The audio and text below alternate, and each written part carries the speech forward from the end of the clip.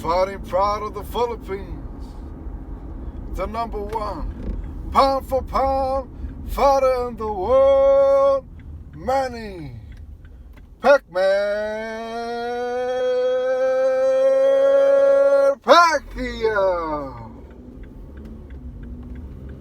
That's the aftermath, man. That's the aftermath of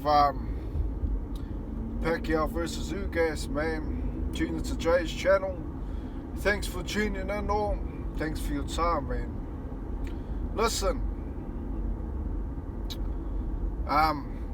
this might have been Pacquiao's last fight. I'm not surprised that he lost. After all, he was 42 years old. He looked like a 42-year-old. You know what I'm saying? He looked like a 42-year-old in the ring. His reflex wasn't as fast. He was a bit slower. His timing was off. His timing was really off, actually. His hip movement wasn't there, man. And first 4 rounds I gave to Pacquiao, and then after that, I believe that Ugas dominated. See, the problem is that Pacquiao couldn't find his range.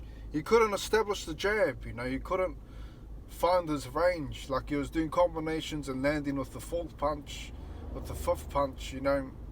He couldn't establish the jab.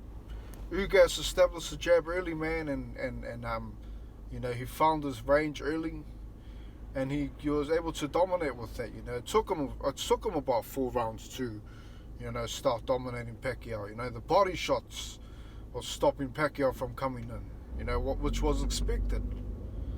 But what wasn't expected to me was Ugas able to not be on the back foot when Pacquiao was coming forward. You see, because Pacquiao couldn't find his range, he couldn't push Ugas back, And what he should have done, man, was just tug at the body Pacquiao.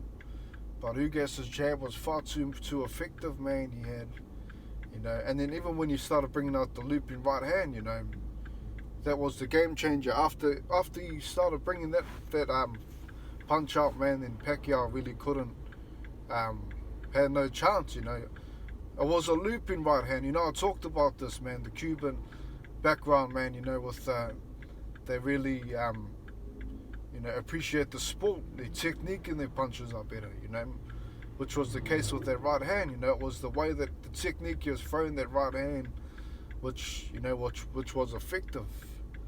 And as Pacquiao said, he also mentioned that his legs were tight in the fight. He couldn't feel his legs, so he couldn't move as well as he did. And you could see that. You could call it father time. People call it father time. But full credit to Ugas. At the end of the day, Pacquiao is a legend. He went 12 rounds, man, with I would say, a primed Ugas. Ugas looks pretty good in the ring. In my opinion, he beat Paul in that fight. But Pacquiao, threw 800 punches, Ugas 400.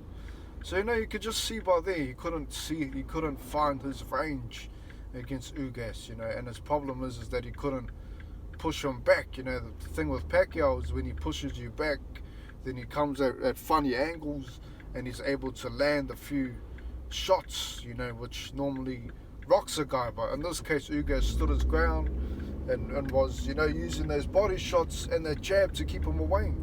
And then in the later end, the back end of the fight, man, he was using that right hand, which was a looping right hand, and Pacquiao just blocked it, Instead of